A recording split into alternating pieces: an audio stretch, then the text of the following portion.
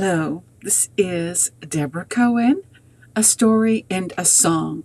I welcome you to this channel, which broadcasts every Sunday at 11:30 a.m. Eastern Time. On Instagram, my handle is at Debra Cohen Music, DOTCOM, or on YouTube, the handle is at Jewish Rock Music.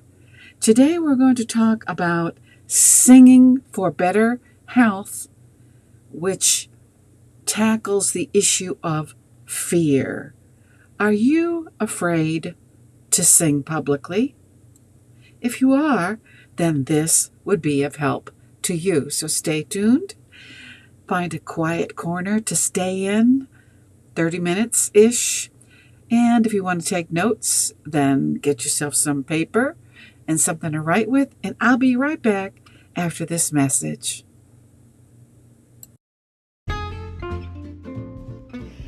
Hello, this is Debra Cohen Music, and I'm so glad that you took the time to listen to my podcast, A Story and a Song. It's about my life, to share some wisdom and some mistakes, hopefully that we can learn from together and laugh at maybe, starting in the 80s in a new wave rock band in Boston with 2 singles that are still available on Spotify. Boston Nights and Dreamin'. And then on my worldly journey that we're all on, I morphed into a spiritually dominant being where I am a truth seeker and write songs of praise while having one foot in the world writing sync music. So listen up and share.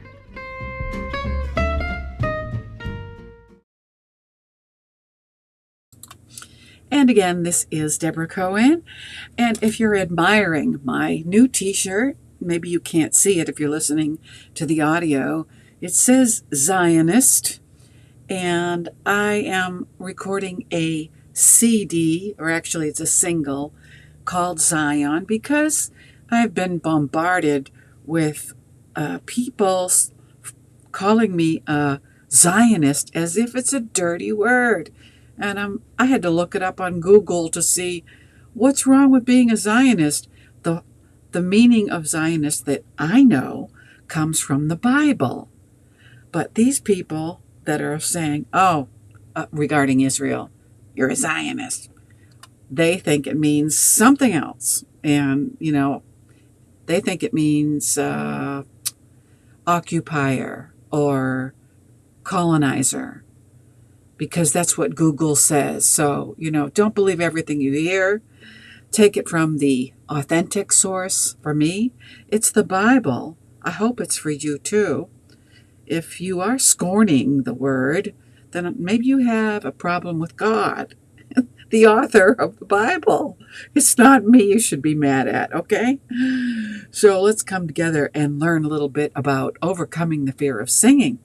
And I'm inspired for this teaching from the book Singing in the Brain.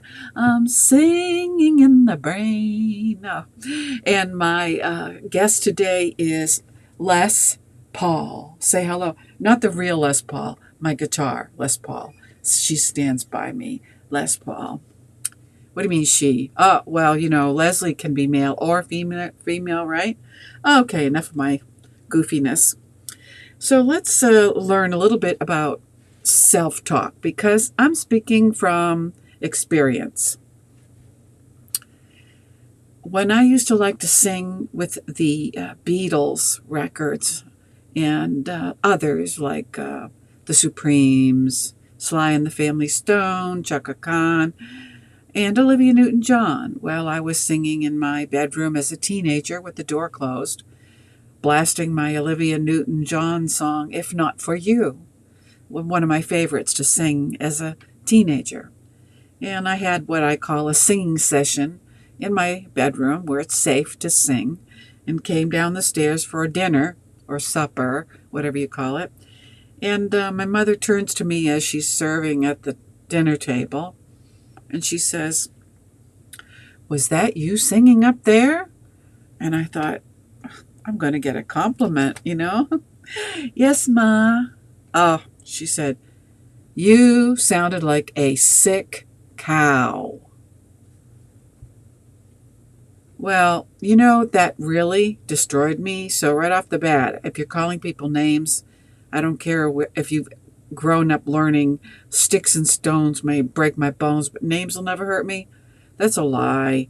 If psychologists today are teaching, and this is factual, that for every negative thought in your mind, whether you speak it or not, it takes 10 good thoughts to override that one negative thought. So if you're filling your brain with a lot of negativity, no wonder that's all you speak. So when it comes to singing, if you have to have confidence, you have to sing no matter what people say, or like if they could be scowling while you're singing, and you might be thinking, don't they like my singing? But they could be thinking about something that happened to them 5 minutes ago. So you've got to overcome all those negative impressions, thoughts, to be able to sing freely. So how do you do that? I'm glad you asked, because I'm going to share information from this book, Singing in the Brain, by Jerry, Jeri, Lee, Lee. All right. When talking to yourself, avoid using negative words. So, I'm still learning this. Not for singing so much anymore, but, for my size. Avoid the words that create doubt or fear. Now, I used to have a fear of singing publicly after what my mother said. I got no encouragements from her, so I was a fearful child. And the only way I could overcome fear of rejection, negativity, especially when I joined a rock band in the 80s, was to take drugs and drink Dom Perignon was my liquid of choice. And I thought that I would sound better if I could be more relaxed, but I didn't just have one drink or one drug. I started mixing things because a lot of it came freely by the time that the band was at the caliber of opening up for Joan Jett. Let me pause while you think about that. I'll have some coffee. Great. My drug of choice is lovely. Just straight black coffee. Organic. Okay. When talking to yourself, avoid using negative words. Avoid the words that create doubt or fear. You need to think positive. Promote positive words, positive thoughts, and positive actions. All this will produce positive results. Your mind only thinks in black and white, yes and no. It has no room for gray. When you think with doubts or fears, maybe or ifs, what ifs, anything that would be considered a gray word, your mind automatically makes it black or negative. So you're fighting your own self when you're trying to have this confidence going on. How many of you can agree with that? You can put it in the chat right up before you get to sing. I don't think that anymore, but it took me decades to put that voice to rest. So think positively and speak positively, and then react positively. And you'll notice when you start doing this, 100% investing in yourself to think positive, do, speak, you'll notice the ones that aren't. And then you have to make a choice. And it's hard to tell somebody to stop dumping on you. That's what I call it. Now, it's one thing to confide in a dear, dear friend and discuss a matter that is not positive with the hope of finding help. That's one thing. But if you constantly I call it grind the axe. You come up to somebody, let's say me, for instance, and I've just met you, and the first thing you start spewing is about how, and this is a real actual thing that happened to me, spewing to me how your book is going nowhere, and you like to sing, but you're waiting for an opportunity, and you made a CD, you want to hear it. I'm like, I don't even know this person. You want to hear it? And she's, but it didn't go nowhere. I'm like, why would I want to listen to it then? So, when you talk that way about yourself, people don't want to hear that unless you are with other people that talk the same way, negative. I don't want to talk that way, because if you think or talk that way, you're closing your own doors of opportunity. And I want to go places, don't you? Don't you want to find your personal success, your reason for being here? And here's a clue. If this is a person that's still struggling with negativity, if they, especially women, look at somebody else and they automatically cut that person down, find something wrong with them, or compare yourself to the other woman in a negative way. I mean, it's one thing to say, oh, like, I do this sometimes. Man, I wish I had a butt like hers, like nice and round, and instead of flat like a barn door. Wait, I'm thinking negatively about myself, but I'm hiding it with a laugh. But sorry.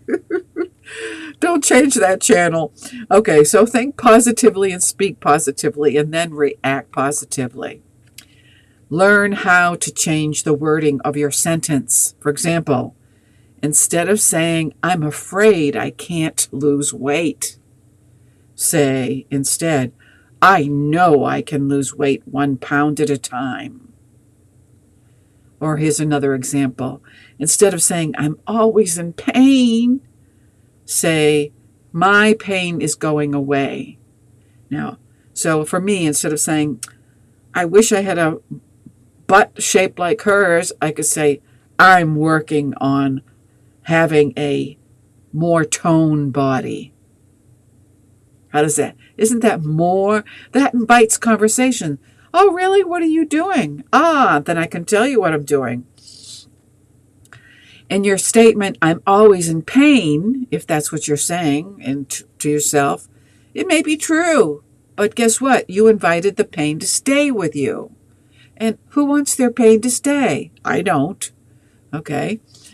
So in the second statement, my pain is going away, you acknowledge the pain existed, but it is on its way out. Okay, so think about that for a minute while I take a station break, and I will be right back. Hungry to be in your righteousness.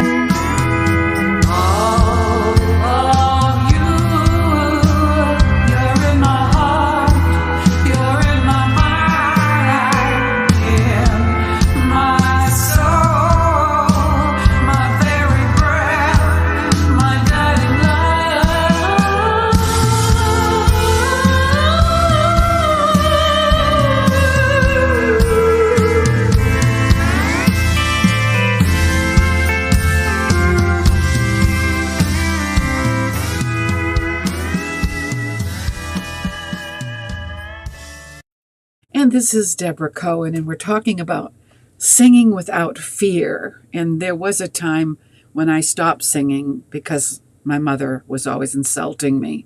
And I had to actually go to counseling to overcome the fear of singing. This is why I'm such an advocate today, to help other people to sing freely in a group. Why? No, not talent scout, not you have to have a singing voice. It's to help you find your special sounds in your body, developing them in a singing circle without fear to express your soul's voice, in particular for praise, for the Creator. Okay, so if we're talking about going to let's say, for example, I'm not endorsing hypnotherapy, but in this book, Singing in the Brain, Jerry Lee talks about it. Typically, a hypnotherapist would place you into a state of altered consciousness by the use of an induction.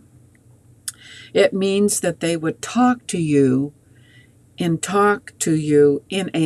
a state of relaxation by having you perform several breathing exercises and focusing your attention on solidarity. At that point, they suggest that you find a place within, referred to as your inner peace, and a place without that you call your sanctuary.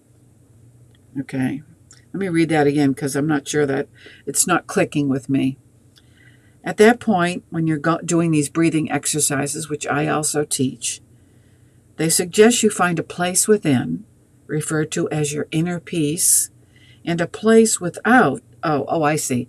Not meaning without, not meaning you don't have. It means without you, with outside of you. That would have been a better way to say it. Outside of you that you call your sanctuary. Okay, that makes sense. It is up to your conscious mind to find that place in your memory or imagination that is so peaceful and relaxing you could lose yourself. Think about that for a minute. Where is that special sanctuary where you have quiet? Now, I know some people that are listening, they've told me they have to go to their car. That's the only place they have peace and quiet. Or I've heard a lady say she has to go into her bathroom and close the door. Hopefully you have 2 bathrooms so you don't have anybody saying, hurry up in there, okay? Contacting your subconscious mind, that is the intermediate between your conscious mind and your super conscious mind, provides this ultimate experience. Now listen up, this is very psychologically scientific. It's this connection that permits you to find the magic and purpose of your being. And this is what I teach all the time. Even when I was teaching public high school, I would say to the kids, they're mature enough to understand it now, why are you here? Why? What difference are you going to make while you are on planet Earth? You know, you can't talk about God in public classrooms anymore, in most cases, because the kids will report you. That's what happened to me. So I'm like, okay, so you have to make it secular sounding. What do you think is the reason that you were put on this earth? You know, instead of saying, why did God create you with a special gift? Something that only you can do on this planet. It's up to you to find it, find out what it is, and to develop it to make this world a better place. While finding that door to your ultimate experience might be exciting, it can be equally devastating because your subconscious mind has no conscience. You know, if you think it's okay to hurt other people, you don't have a conscience. It only wants to please you, the conscious mind. Okay, let me read that again because I'm trying to digest this with you.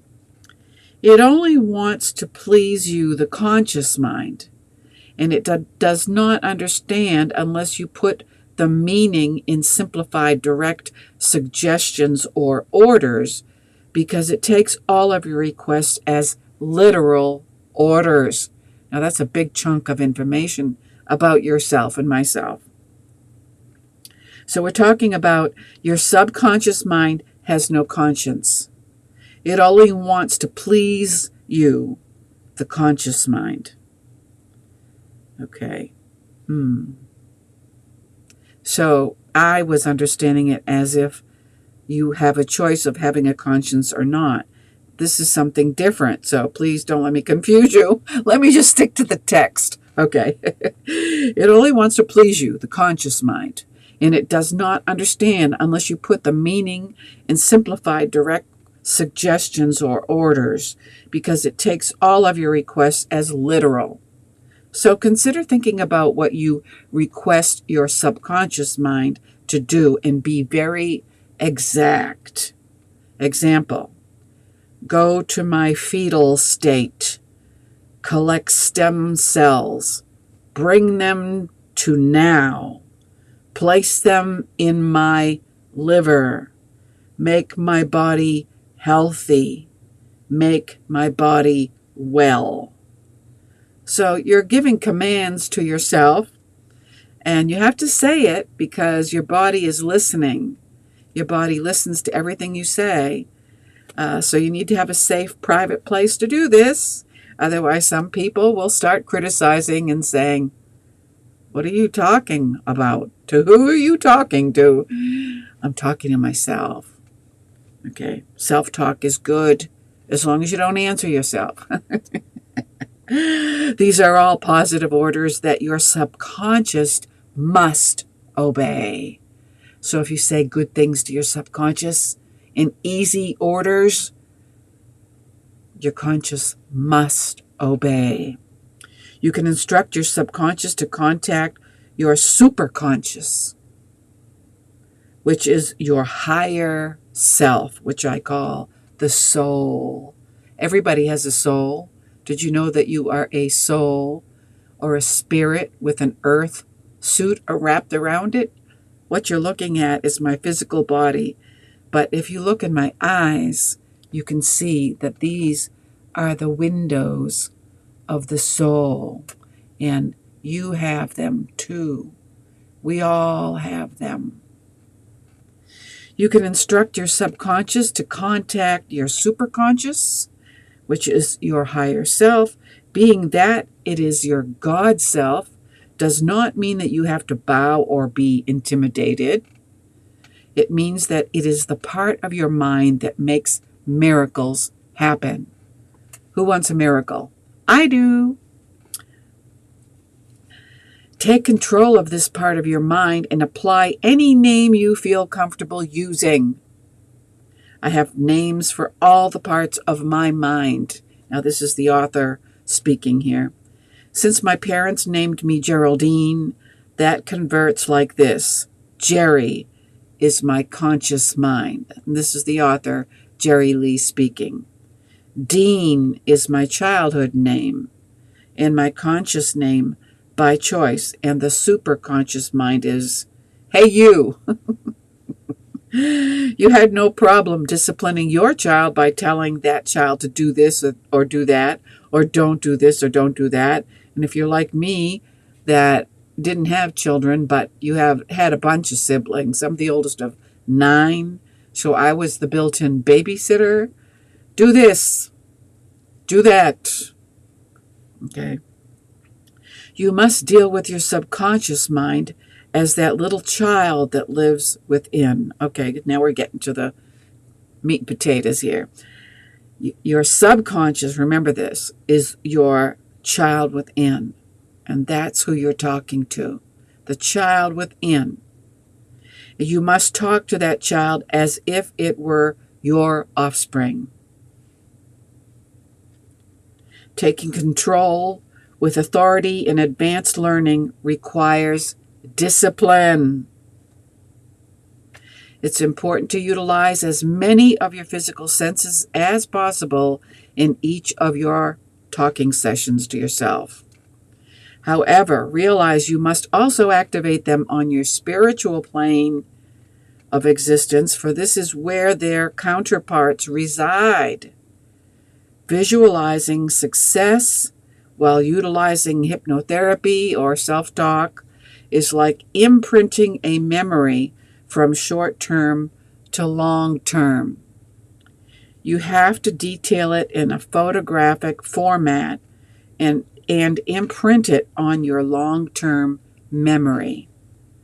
Using your spiritual senses to recognize emotional success improves your physical results. And I'm going to end there because the author goes on to talk about how to hypnotize yourself to get to this process. And if you are interested, then I suggest that you get the book. I'm not recommending it, but I'm finding as I read this book real time. That's what I'm trying to say. Real time. It's very interesting. Singing in the Brain is the name of the book by Jerry Lee. She's got the letters C as in Charles, H.T. C.HT. Okay, so I hope that you learned something about yourself, and I'd like to speak a little bit about Rosh Chodesh, which is coming up September 3rd. Rosh Chodesh Elul, a new month, and Rosh Chodesh, let's get the scene here, good. And this week, Labor Day weekend, for the secular holiday in America, I have a Kindle countdown deal, sale on my new book, Jewish Palestine, Arab Palestine, A History of Conflict by Debra, Cohen, and it'll be $2 off. The Kindle will be from September 2nd to the 6th, the first work week in September 2024. So if you are a Kindle reader, it is a book to help us with the facts about Palestine, because there's been a lot of propaganda on Israel, and I decided, excuse me, if you're watching the video, I've got this wild hair. I'm going to put it down like that. Okay.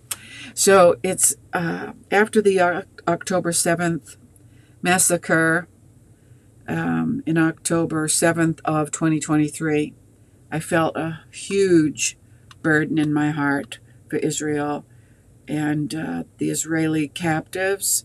So I just did some research and found a document in the UK archives that explained the truth about the origins of Palestine and how when Palestinians lived in this land called British Palestine, they were Jewish Palestinians and Arab Palestinians living in British Palestine in the 20th century.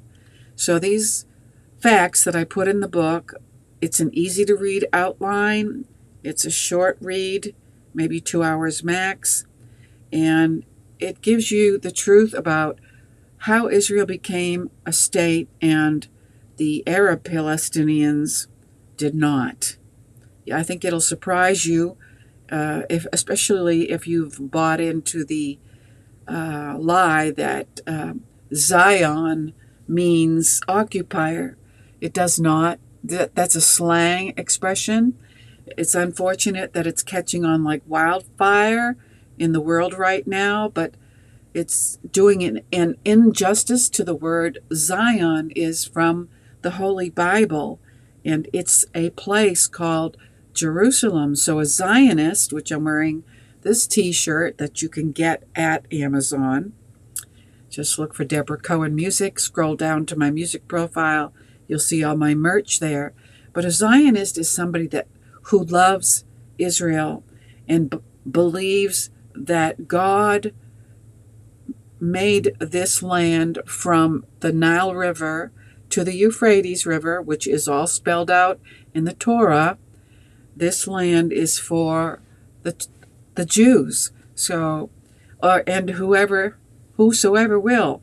So meaning follows the Torah, not you come one, come all, and you can believe what you want. No, if you obey the 10 Commandments, which are a basic requirement for a Jew to follow, then of course there are secular Jews. I'm not talking to you, but the ones that believe in the Torah and follow it.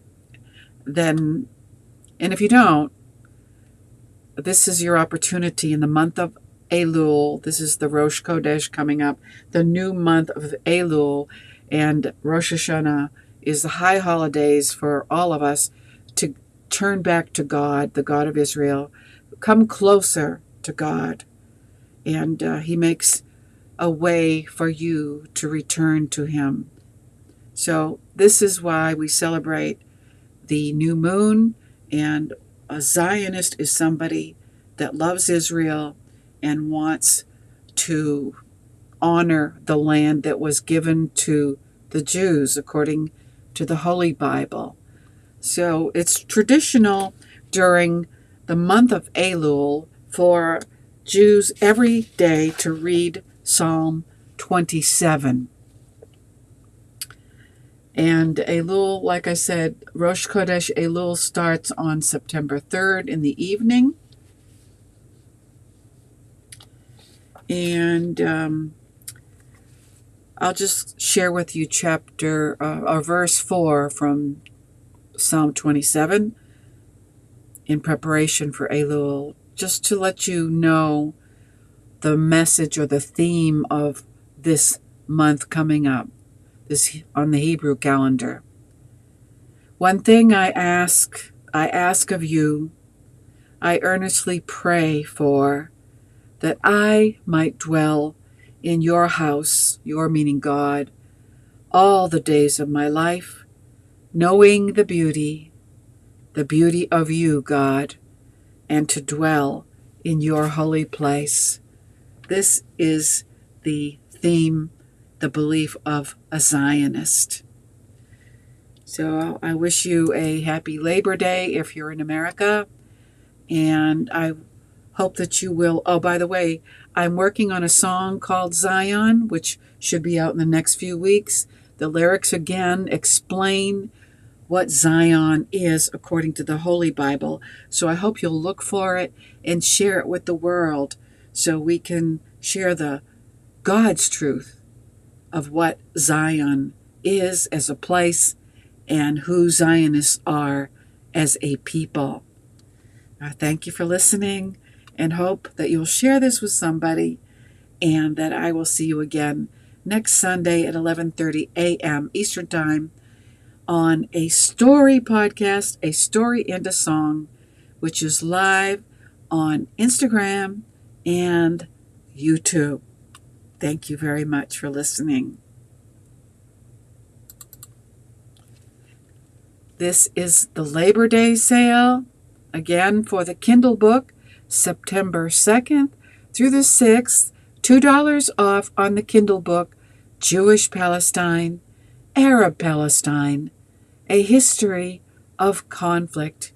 Go to Amazon.com, do a search by the book title, and you will find the Kindle. Thank you for listening. Hi, I am Debra Cohen, posing as a lion for Zion, with a message for everybody to tell you that Zion has more than one meaning in 2024. But in the Bible, the Holy Bible, Zion is only one meaning. It's a synonym for Jerusalem. It's the place where God's holy name is placed, Hamakom in Hebrew. And we will all know the Messiah when he comes to Zion. So I'm writing a song to help people to know that Zion is not a bad place, unless you make it that way. So I'm working in my recording studio, and it's kind of bluesy. You can let me know what you think. You can't hear the guitar though, because it's in my earphone. Have you heard about Zion?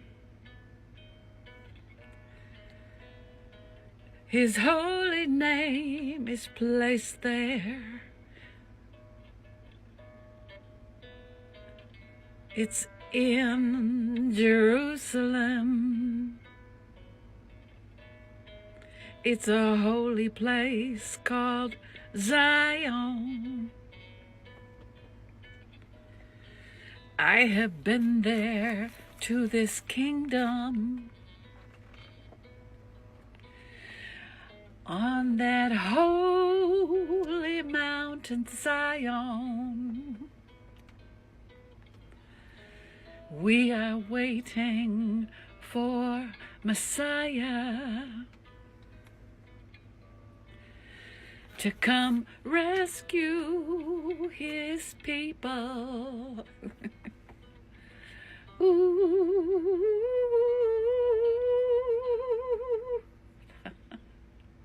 Hallelujah.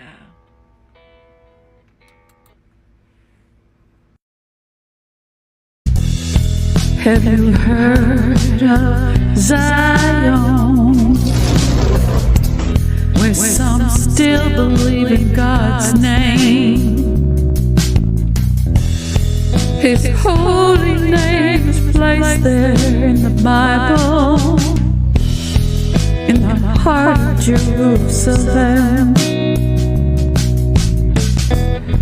And all the nations